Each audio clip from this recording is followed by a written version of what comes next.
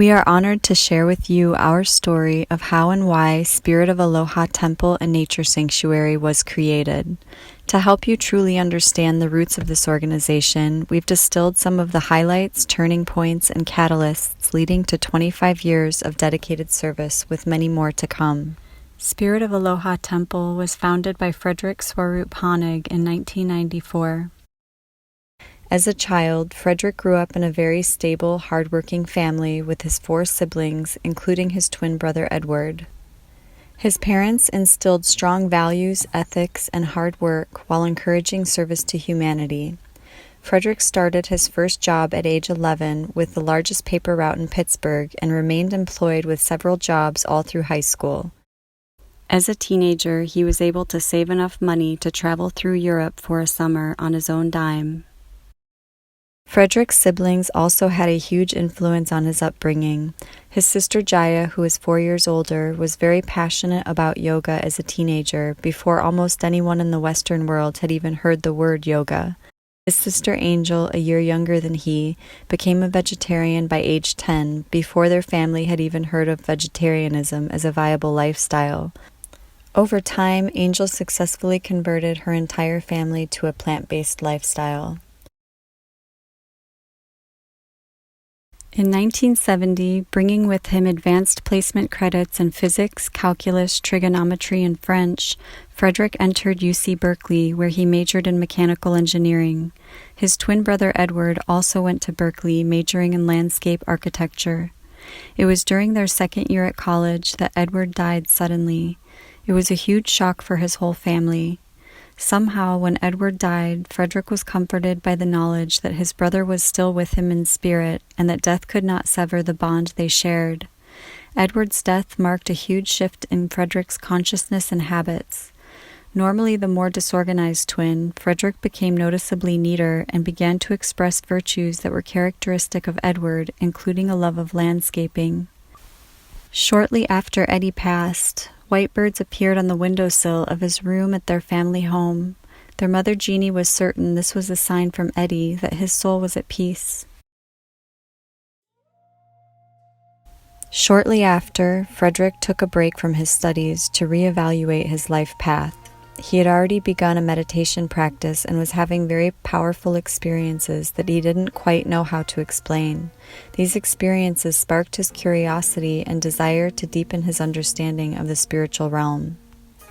During this break from college, Frederick heard of an Indian guru coming to visit. He drove back to Berkeley to see if this guru could relate with his meditation experiences of dissolving into the oneness of creation. When he arrived, he was told about an upcoming 10-day retreat that would start in just a few days, so he immediately joined.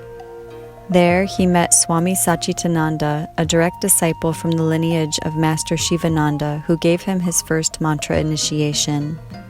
As soon as the retreat was over, Frederick packed his belongings and moved to Swami Satchidananda's Integral Yoga Institute in Santa Cruz, where he stayed for 9 months. It became clear to him during this time that his life path was that of a sannyasi, a path of renunciation.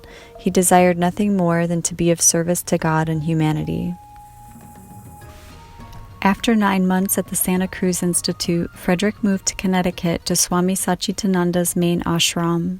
Soon after moving, he took his pre-sannyas initiation and was given the name Brother Sri Ram by Swami Satchidananda. Sri Ram was the lead character in the yogic scripture the Ramayana and symbolized the spiritual seeker. Brother Sri Ram loved his responsibilities at the ashram, which included teaching at the large yoga retreats, maintenance of 15 vehicles, organizing events, building structures, and driving to Rhode Island for weekly food pickups to collect produce for the ashram. By now, his family was beginning to wonder who was this guru Frederick was spending all of his time and energy for a meager $20 monthly stipend. Led by his grandmother Josie, the family matriarch and protectress, his family came to visit the ashram. This marked the beginning of a beautiful long-term connection with his family in Yogaville. His family loved Swami Satchidananda, and his mother Jeannie soon became a vegetarian and student, visiting as often as she could. She became the mother who would soothe other worried parents, assuring them that this path was safe, noble, and healthy. In 1977, Brother Sri Ram was initiated into the Holy Order of Sannyas and was given the name Swami Swaropananda, which means the one who abides in the bliss of his own true nature.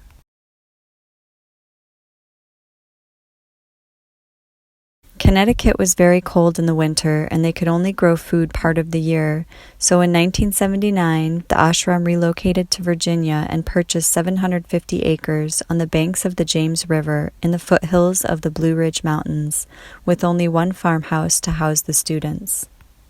In Virginia, they started again from the ground up. Swaropananda was able to utilize his engineering skills and was instrumental in the original design and construction of the Lotus Temple. He designed and built the fountain for the lake, the central light column inside Lotus Temple,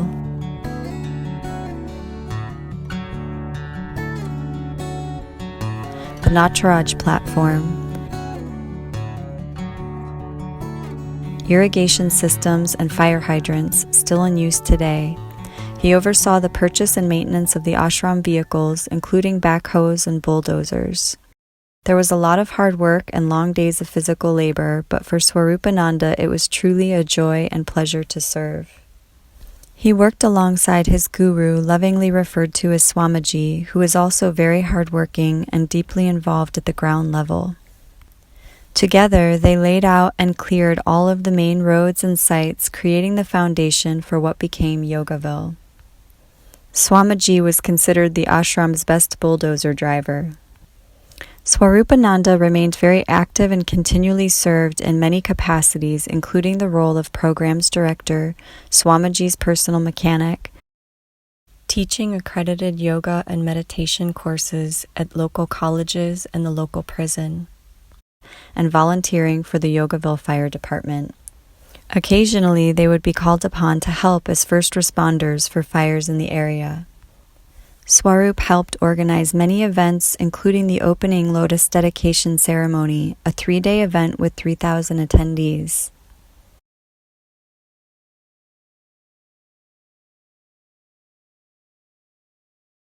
In 1984, Swaroop's mother Jeannie fell into a deep depression. Normally very joyful, Jeannie was now unable to get out of bed. Swaroop was very worried, and so Swamiji suggested that she come to Yogaville for healing. They took the ashram's plane and flew to Pittsburgh to pick her up with the help of her sister, who supported her in getting out of bed and packed to board the plane. After a few months, they realized it would be beneficial for her to stay longer, so his father, Jeannie's husband, pulled together his resources to fund the construction of a family home at Yogaville for his wife and for himself when he could get the time to visit from work. Jeannie lived in this home at Yogaville for a year before feeling ready to return to her home and husband in Pittsburgh. During his time at Yogaville, Swaroop traveled to study, assist, and teach at other centers around the world.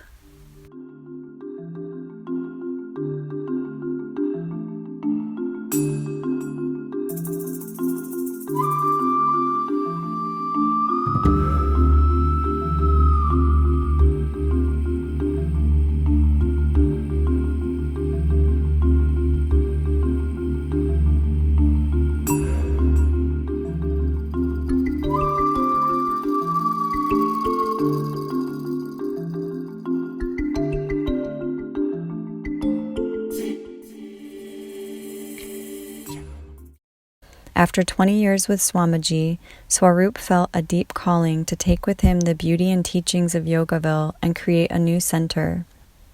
His parents, no longer needing the house they built at Yogaville, decided to sell the home and offer the money to support Swaroop's vision. So with Swamiji's blessing, Swaroop set out to find the perfect place to create the new center. He had meditated a lot on world issues, especially war and violence, to understand how he could possibly help. In this quest, he had visited the United Nations in New York City and talked with leaders of organizations affiliated with the UN. He came to the conclusion that world peace cannot be legislated and it has to start from the bottom, grassroots, not from the top down. The best way he could serve humanity was to create a living cell of heaven on earth as a template, a model for living in peace and harmony with nature and each other. He also envisioned world leaders having a place to meet for peaceful mediations. His first stop was Culebra in the Caribbean, but due to the stark economic racial inequality and high potential for natural disasters, he decided Culebra was not the right location for his center. His sister Angel had recently moved to Maui. Swaroop came to visit her and in the process fell in love with Hawaii.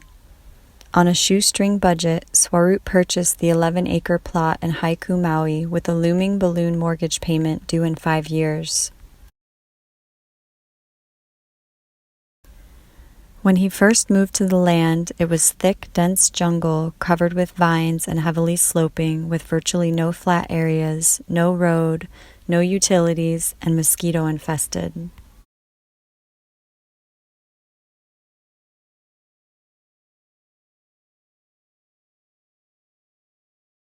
Since the seed money had gone directly toward the down payment for the land, there was very little left to buy building materials or create infrastructure.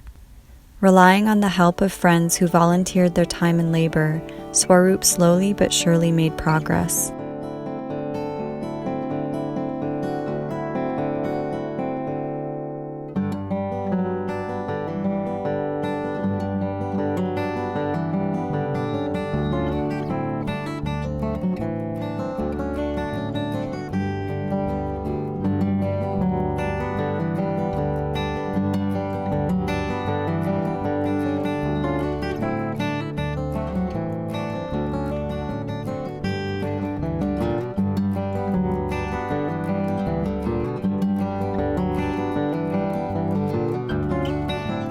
Respecting the natural contours of the land, Swaroop slowly terraced the land to stop erosion.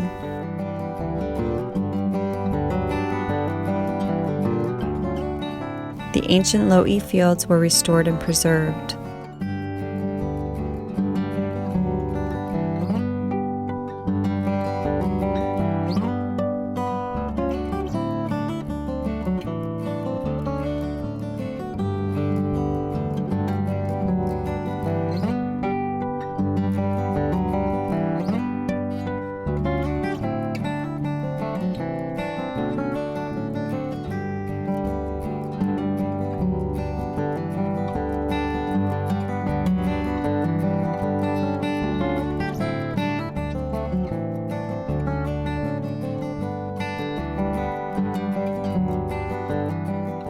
All of the infrastructure was built from the ground up.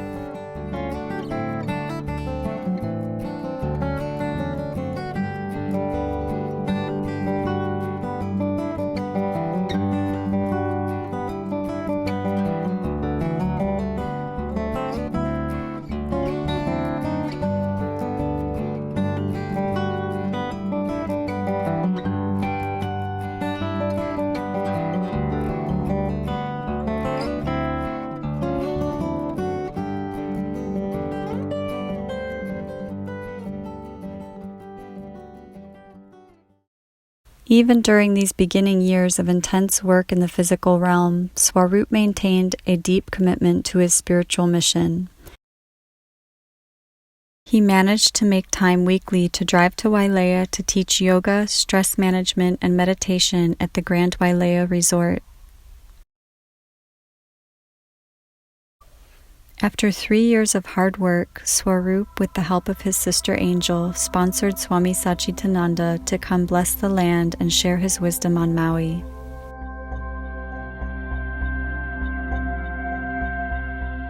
Over 400 people attended many of the talks.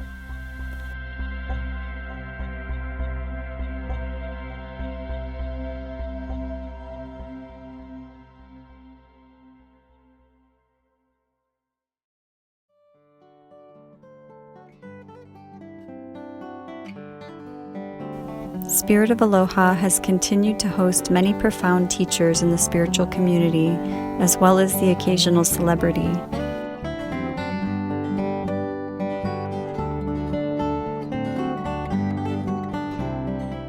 Swaroop developed a beautiful long-term friendship with Wayne Dyer and his family, and Wayne served as a member on our board of directors.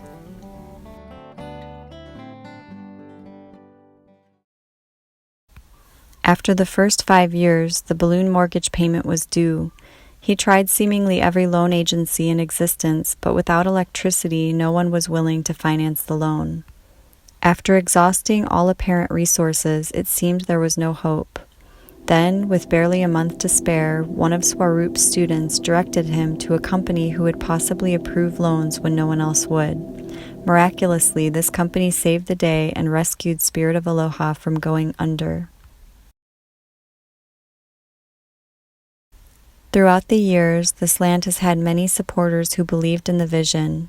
Swaroop's brother Robert left an inheritance to pay for the waterfall site, overlook, and temple. His godparents Savitri and Roger contributed the funds for the guest house to be built.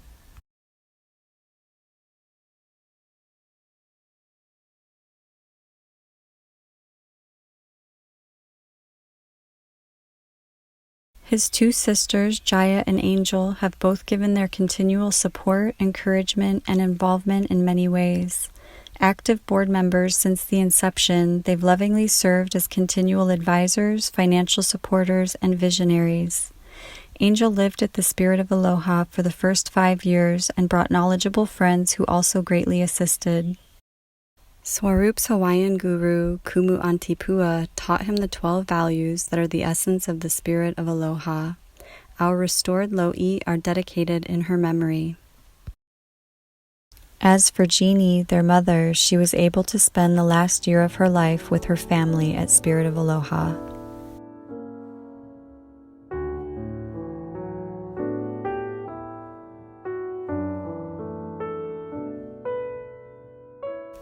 Now for the birds. How did we end up with so many birds?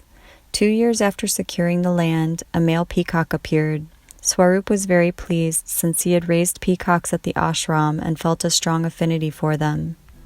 He found the peacock a female friend, and soon his beloved Ali'i was born. Ali'i is currently 22 years old and has had many children over the years. A year or so after the first peacock arrived, 4 white doves appeared on the land, and so Swaroop began to feed them. Those 4 doves turned into 108. The land is also home to 5 rescued bunnies, ducks, budgies, and many native and indigenous species of birds.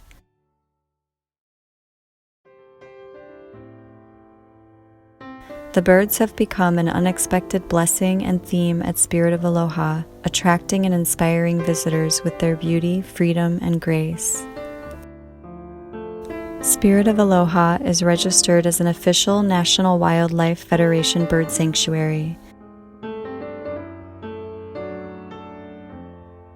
Swaroop truly feels he has succeeded in creating a template for heaven on earth and is dedicated to share this healing space with others as a venue for yoga,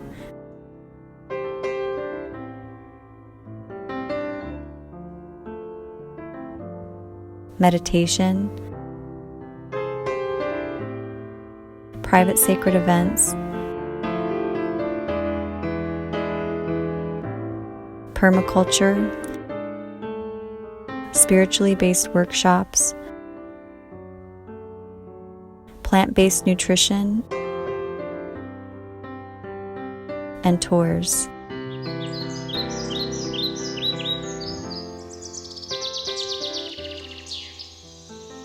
His vision is for the Spirit of Aloha to be a hallmark of world culture in which everyone is included.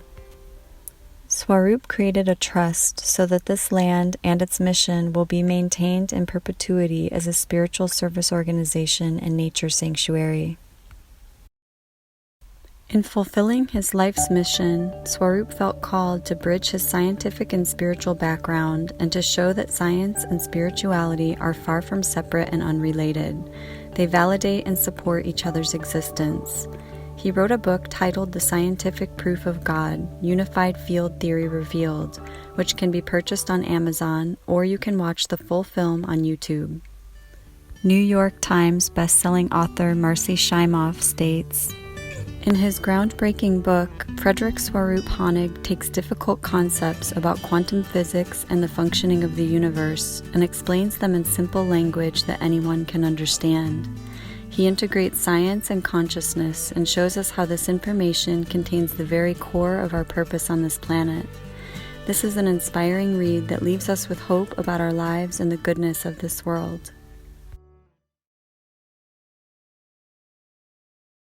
Mahalo nui loa for your genuine interest in our history, and may you be blessed by the sanctity of nature and the spirit of aloha. To receive our newsletter, inquire about our programs, or to make a tax-deductible donation to our nonprofit organization, please visit us online at www.spiritofaloha.org.